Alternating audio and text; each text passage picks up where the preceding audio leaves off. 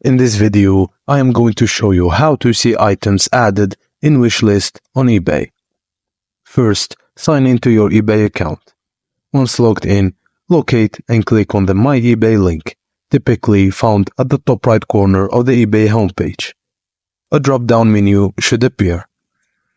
In that menu, you should see various options related to your eBay account. Click on Watch List from the list.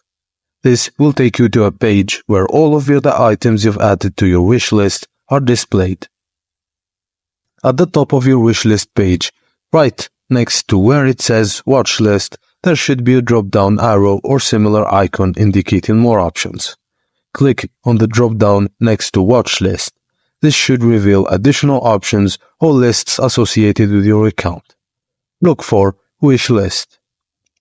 Select your wish list from there and you should now be redirected to a page displaying all the items you've added to your wish list. And that's it, guys. Thank you for watching and please don't forget to like and subscribe for more.